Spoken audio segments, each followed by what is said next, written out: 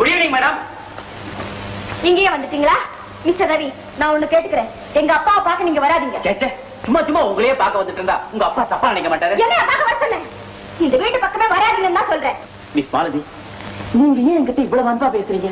எங்க அப்பா ஏற்கனவே ரேஸ் பைத்தியம் முடிச்சு அலையிறாரு. நீங்க டிப்ஸ் கொடுத்ததுல வேற ஜெயிச்சிடுச்சு. இனிமே உங்க ஸ்நேகித இருந்தா எங்க அப்பா பைத்தியம் தலை கேறிடும். மிஸ்டர் ரவி, உங்களை கெஞ்சி கேட்டுக்கிறேன், தயவு செஞ்சு இனிமே இந்த வீட்டு பக்கமே வராதீங்க. எங்க குடும்பம் கொஞ்சம் உருப்படட்டும் சார். மிஸ் மாலதி, என்ன பத்தி நீங்க தப்பா நினைச்சிட்டீங்க. உங்க அப்பா குதிரை பந்தயத்துக்கு போறத நான் தடுக்காம விட போறது இல்ல. ஏன் சார் இப்படி பொய்யா சொல்லிட்டு இருக்கீங்க? சத்தியமா சொல்றேன், உங்க அப்பா குதிரை ரேஸுக்கு போறத நிறுத்தல. என் பேரை நான் மாத்தி வச்சுக்கிறேன். ஏன் ரவிங்கிற பேர் உங்களுக்கு பிடிக்கலையா? பிடிக்கல?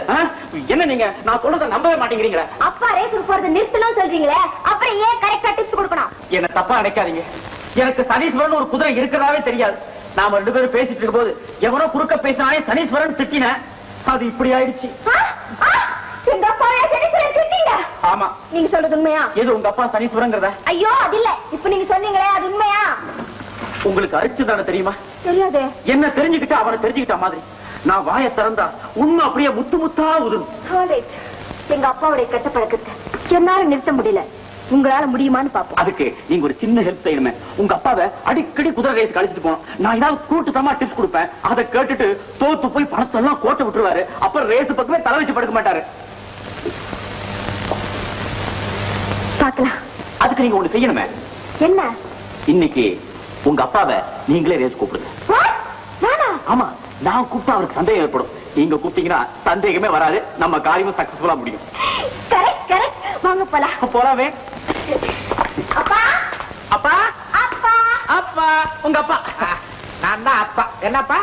அப்பா, நீ டைம் ஆல ரேஸுக்கு வாங்கப்பா போலாம்.